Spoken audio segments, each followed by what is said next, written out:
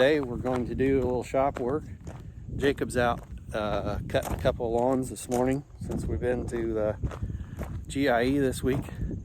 We got a little bit of work left over that we didn't get done while we were gone.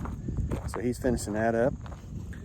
And we're going to do some shop work. We're going to work on the TRAC Vac leaf vacuum and see if we can't finish that up from last year.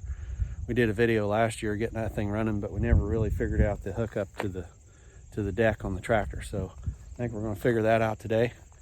Got to mail a couple letters this morning, and we'll get the stuff out to the shop and get going.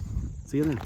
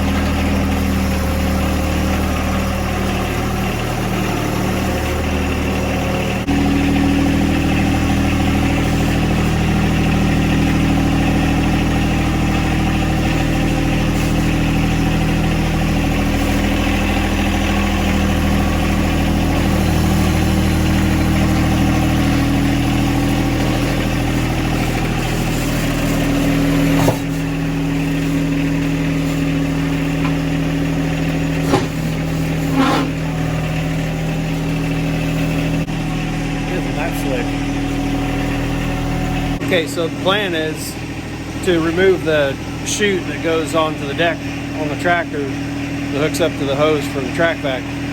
Take that off, take it over to the shop, and we'll do some fabricating on it and figure out a way to attach it to the deck on the tractor. But this thing, it was held on with about 15 quadrillion miles of what looked like tile tape, some black tape.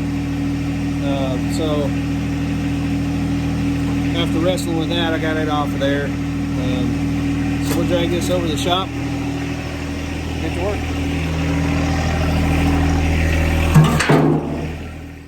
work. Okay, so the thought process is this. So we looked at some TRAC Vacs at the GIE show and looked at how the new attachments work to the decks now.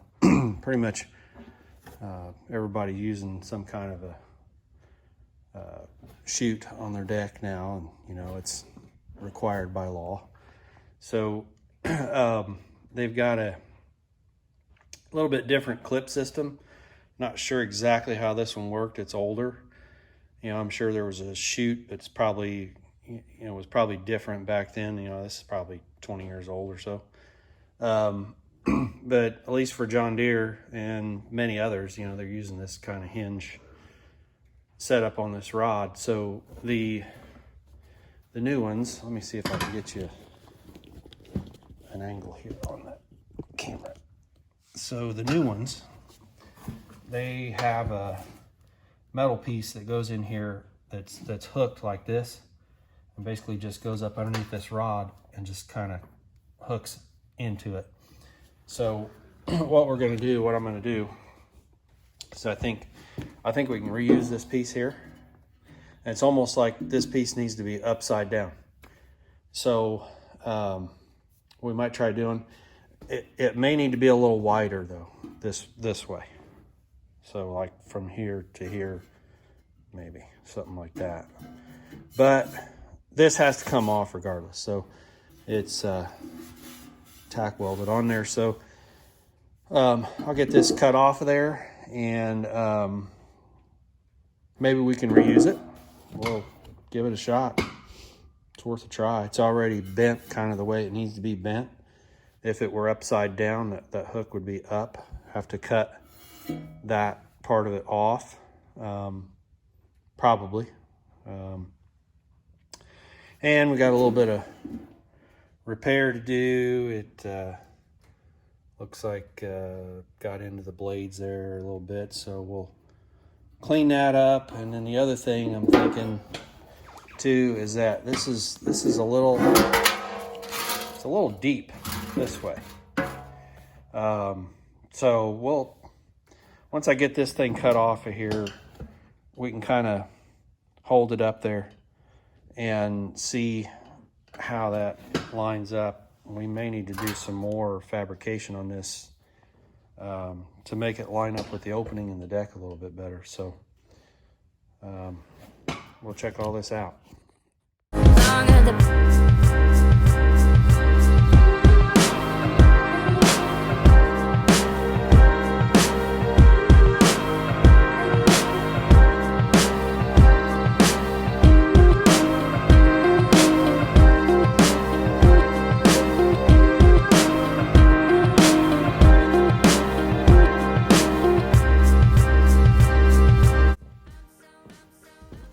So I think we got it pretty well figured out here. This piece all trimmed up with the little bad spot there kind of hammered out. But good enough for now. I think I'm going to be able to use this piece off the top here. I cut it off, cut the spot welds off, and got it straightened out. Got a little notch in there to go around this plastic piece here on the flap. So it'll hook right in there and I won't slide back and forth too far. And so it looks like it's going to work pretty good. The angle's not too much. So that hooks right up on that bar, real nice. And now what we got to do is figure out, I've got it marked as far as where it goes and how far up on this piece goes. So I think we'll bolt it on rather than trying to weld it on. Drill some holes in here through this, put some bolts in there. But if you look, put this up here where it's going to go. There's really nothing to support this piece from flopping around like that, and it hangs down pretty far below the deck. So what I'm thinking is that I might put some spacers in there when I bolt that on to kind of hold this up just maybe 3/4 of an inch, maybe an inch. We'll see what kind of spacers I got lying around. But then we're probably going to have to put, that's just going to put even more leverage on that to flop around. So we'll probably make some braces to go on here to brace against the deck down at the bottom, so that doesn't flop around so much. One of the things I thought about doing was just cutting this thing all apart and making it shorter. I'm not going to go there yet because that's a lot of work and I don't know that it's necessary. So we're going to try this route first. I think it'll work just fine. We might be sucking a little air in around the outside of the deck, but that's okay. That'll just make sure we have stuff. We don't have stuff blowing out and getting away from us. So I'm going to work on that and come back to you and show you what I got. Okay, so show you what I come up with here. I showed you that I got this bracket made here. I had to put a little extra, another spacer in there. So I got about an inch or so spacer in there. And then to keep it from flopping around, I built this little bracket here to go on the bottom that goes right against the front of the deck. So put this on and just hook in there. That rests on the front of the deck like that. So when you got the flap will just sit like that. So take it off, lift it up, and you're done. So that'll work nice.